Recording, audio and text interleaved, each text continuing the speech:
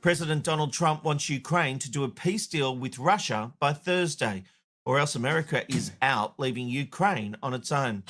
There have been some major developments today. The US president publicly accusing Volodymyr Zelensky's Ukraine of showing zero gratitude for US support and simultaneously berating European allies for continuing to buy oil from Russia. Now, a US-backed 28-point peace framework has faced massive backlash with claims it was mostly written by Russia. Here's an explainer via NBC News in America. Tonight, after racing to Geneva to meet with a high-level Ukrainian delegation, Secretary of State Marco Rubio sounding optimistic. It is probably the most productive day we have had on this issue. And the Ukrainians publicly agree. And we are moving forward to the just and lasting peace. Secretary Rubio repeating President Trump's Thanksgiving deadline. We want to get this done as soon as possible. The 28-point peace plan crosses many of Kyiv's stated red lines, calling for Ukraine to give up 1/5 of its territory, some of which is not occupied by Russia, shrink its military by about a third, and blocks its path to NATO membership. President Trump was asked about it yesterday. Is this your final offer to Ukraine? No, not my final. And if President Zelensky doesn't agree, then he can continue to fight his little heart out. Wow, that's tough, isn't it?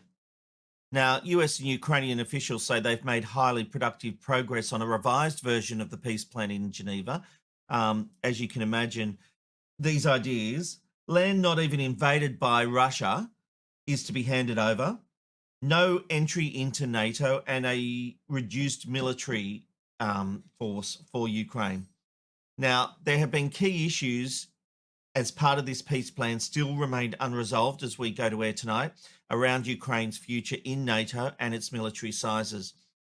I've never understood the peace process involving Ukraine because it hasn't actually been involving Ukraine.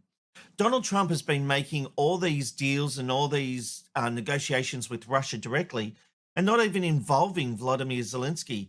I don't understand how Trump can think he has the right to decide what Ukraine will and won't give over. Ukraine have some very hard lines in the sand. And fair enough to them, they don't want to cede land that is theirs, that has been invaded. And you're actually talking about giving them land that Russia doesn't even control at the moment. I mean, if America had been invaded, can you imagine Trump saying, well, I want some peace, so I'll give you Hawaii, I'll give you this and that? No, that's not going to happen. And neither should it happen. And I find it very concerning that America might just turn its back. That's horrific, actually.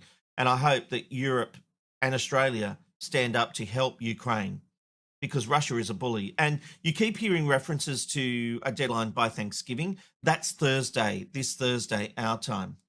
But I tell you what, there was an extra element in the NBC story I have to say I wasn't really aware of. Have a look at this reporting. A crucial element that must be part of any agreement, the return of each and every Ukrainian child abducted by Russia.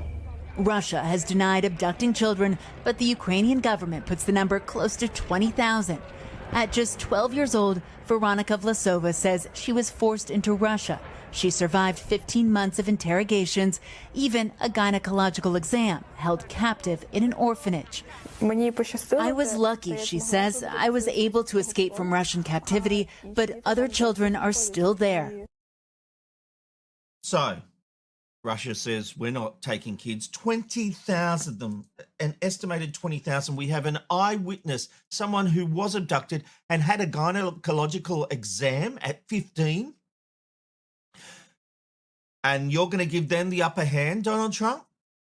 Come on, this is ridiculous. These people deserve better and they deserve our help. And we cannot capitulate to Russia.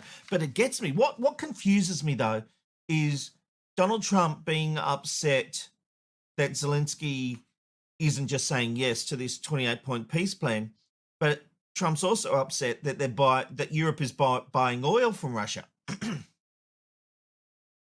He just seems upset at everyone. But he did tone it down in that press conference we saw, or where the media meet him outside the helicopter. He did seem to be toning down his rhetoric because he was saying that, no, it's not the final with Zelensky. But Zelensky has come out, he's kissing the ring, he's doing all the right things. America needs some love, and Zelensky's giving it. So let's just hope America does the right thing.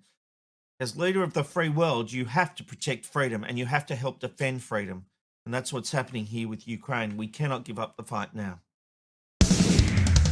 We've invited you here. You don't need to apologise for your story or for what you're saying. I heard the yapping. There was a lot I didn't understand about myself until I had that diagnosis. Don't get the shitties with me. Oh, Guy, no, that's Guy. Fun, insightful interviews from a watchdog producer.